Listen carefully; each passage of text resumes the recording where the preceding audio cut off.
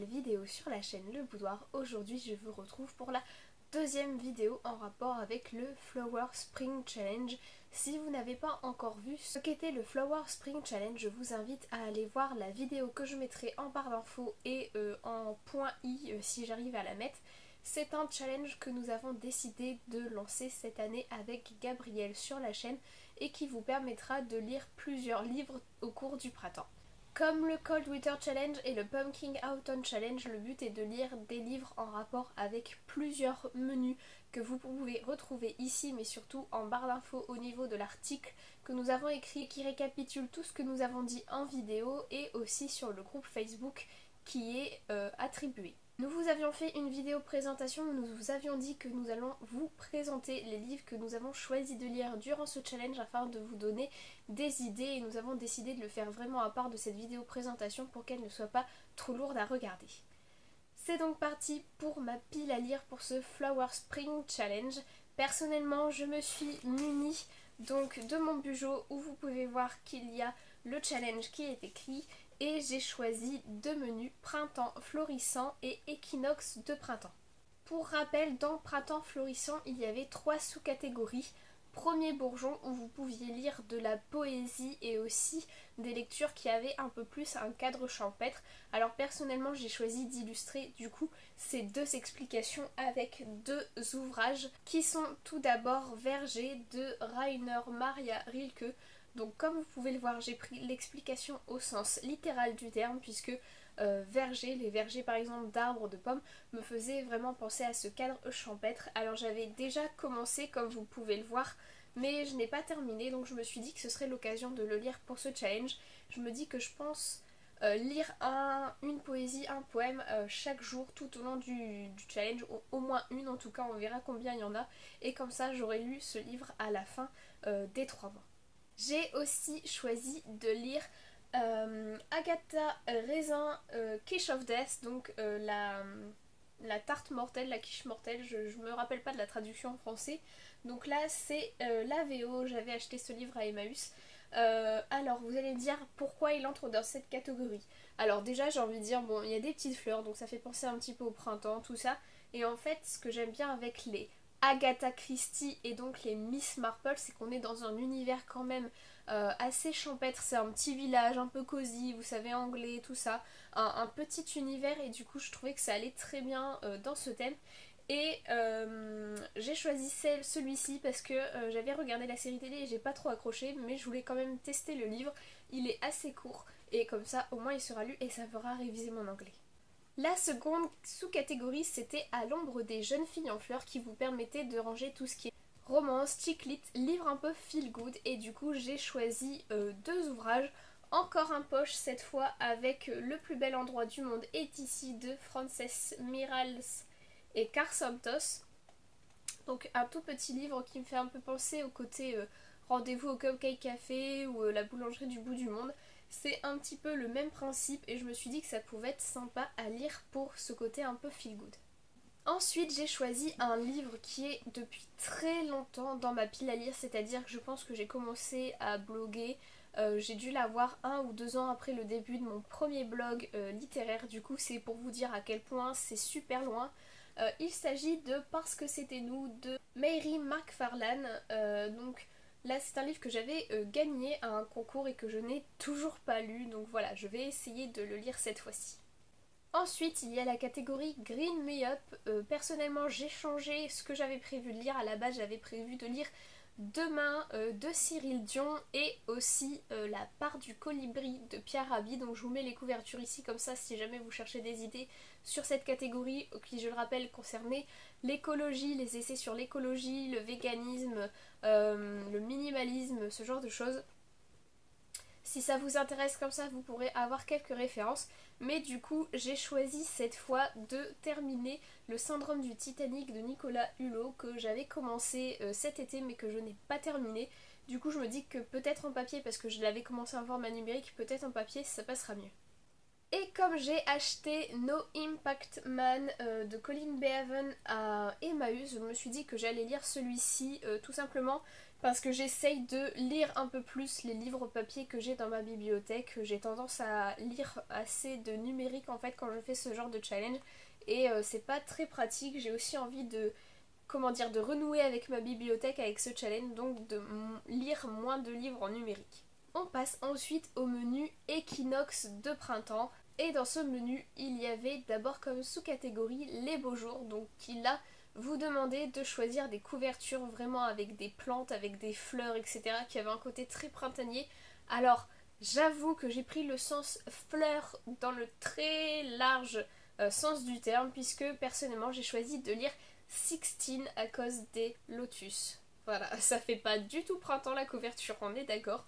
Mais il y a des lotus, donc c'est des fleurs, donc je peux le mettre dans cette catégorie. Voilà, hein, c'est pour vous dire que vous pouvez être très très large avec les explications. Du moment que ça rentre un minimum, ça passe. Pareil, 16, ça fait quand même un petit moment que je l'ai dans ma pile à lire. Vous voyez, c'est un petit côté égyptien, je trouve, en fait, avec ce petit symbole. Donc je vais vous montrer comme ça. Et j'ai vraiment hâte de le lire. Je me rappelle absolument pas de quoi ça parle. C'est toujours dans la catégorie Black Moon de chez Hachette. Et voilà, je me dis qu'il faut vraiment que je lise, comme ça je saurai si déjà il y a une suite, parce que je sais pas du tout, et si ça me plaît et si j'ai envie de continuer. J'ai ensuite choisi de lire l'irrésistible histoire du café myrtille. Donc là pareil, il n'y a pas vraiment de plantes, enfin il n'y a pas de fleurs quoi.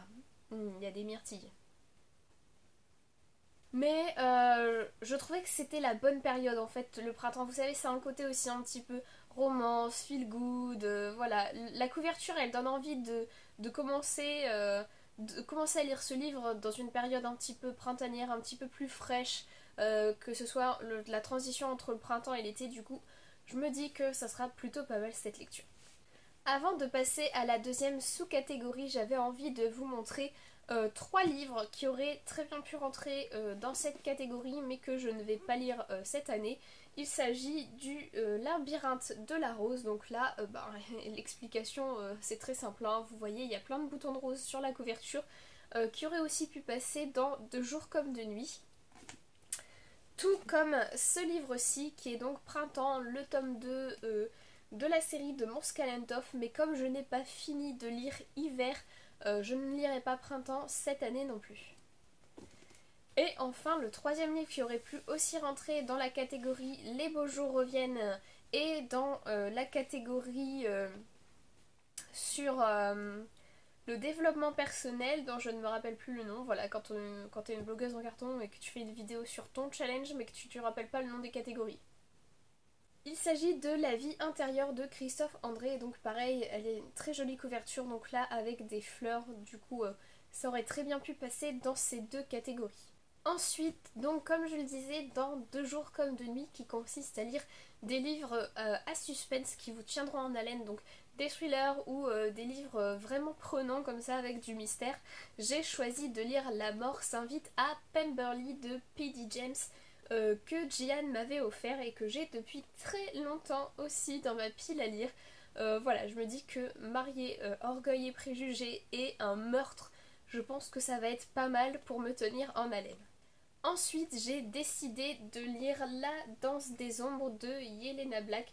Alors pareil, je trouve que la couverture, elle aurait très bien pu passer dans la catégorie d'avant, mais qu'elle est quand même assez sombre et que je pense ça me tiendra aussi en haleine. En plus, on va parler école de danse, alors je pense que je vais vraiment accrocher. Et enfin, dans la dernière sous-catégorie d'équinoxe de printemps, j'ai décidé de lire dans la sous-catégorie Ostara La malédiction Grimm. Donc pareil, là c'est les livres fantastiques qui parlent de magie, de fées, de contes d'enfance. Vous pouvez y mettre tous les livres fantastiques, fantasy que vous avez à lire. Franchement, personne ne vous dira rien. Et je trouve que La malédiction Grimm, qui fait référence au conte de Grimm justement, passait très bien dans cette sous-catégorie. Pareil, je sais absolument plus de quoi ça parle et je ne sais même pas si c'était la couverture définitive pour le coup, puisque là j'ai les épreuves non corrigées. Mais il y a aussi le deuxième tome, si vous l'avez dans votre pile à lire, qui pourrait très bien rentrer dedans.